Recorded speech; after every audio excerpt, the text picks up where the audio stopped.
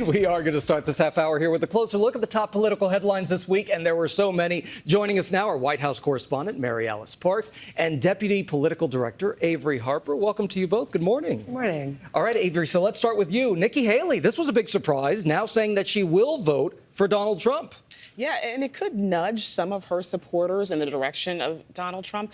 But I do think it's really important to take a listen to what she actually said. This was not a grand endorsement of Trump. She did not commit to campaigning for the former president. She simply said that she was going to vote for him. And that's a reflection of the choice that I think a lot of Haley supporters are going to have to make. Do they continue to support former President Trump? Do they cross party lines, vote for Biden or a third party candidate, or just sit at home and sit this whole election out? The Biden campaign believes that some of these Haley supporters are still in play. They met with some Haley supporters earlier this week to try and make that appeal to them. But whatever Haley supporters do, it's going to be a big deal come November. And MaryAlice, I want to bring you right into that point because it was a big toss-up of what these Haley voters would do. What is the Biden team saying about this? It's still a big question. I mean, the Biden team has tried to brush it off. They say, like Averi said, that they're not convinced that all of her voters just follow her. And they point out also, like Averi said, that she didn't say she was going to campaign for him. One Democratic staffer texted me and he said, if Nikki Haley in October is in Michigan at a VFW hall talking to Never Trumpers, that would be really scary to them. But look, I don't know if it's right to brush it off. I think it really could be a big deal. I mean, the Biden campaign is also trying to downplay the fact that a lot of young progressives are upset with him about Gaza. I mean, they have talked over and over about being able to make a pitch to these Nikki Haley voters. They're convinced that there are these kind of reliable voters who are maybe conservative, but who think that Trump is too hateful, has too much violent rhetoric, too much chaos. They're going to vote for Biden. If Nikki Haley is out there giving them cover, saying that she's willing to put his baggage aside, does that give them cover? Are they convinced they can put his baggage aside? I think it's a real question. Even the tiniest shift could make a big difference, 100%. too, in terms of who wins the election.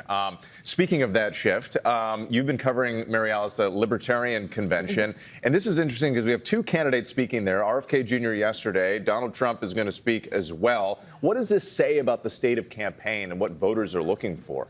Well, look, I think it could be a really big deal if RFK was to get the Libertarian Party nomination. All of a sudden, he would be on nearly every state ballot. Right now, he's only confirmed as an independent on a handful. I'm not sure that's going to happen. That was what sort of made the convention really newsy. But I was there yesterday, and a lot of libertarians were telling me they like RFK, but he's not a member of their party.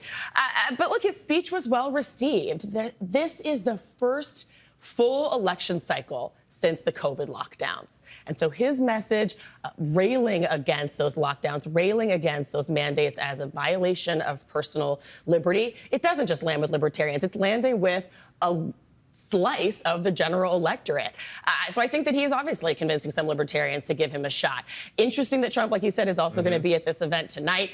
A lot of libertarians were pretty frustrated by that move. They see him as a Republican, as the opposition. They don't understand why he was invited to their convention, but he knows that every vote matters. He thinks that he can appeal to some of them.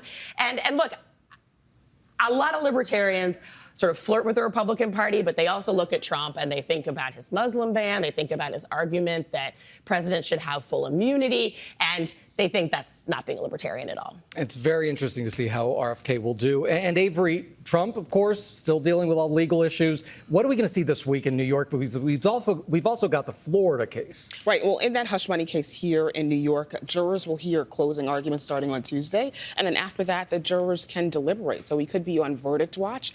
It's important to remember former President Trump is facing 34 felony counts of falsifying business records. If the jury finds him guilty, he could be the first former president convicted of a crime. That could have political implications for his White House run. And then in Florida, just overnight, we got some news that the prosecutors in that case are seeking an order from the judge to bar Trump from making statements that could pose significant risk to law enforcement. That comes after the former president made some statements, some false claims about that FBI search of Mar-a-Lago.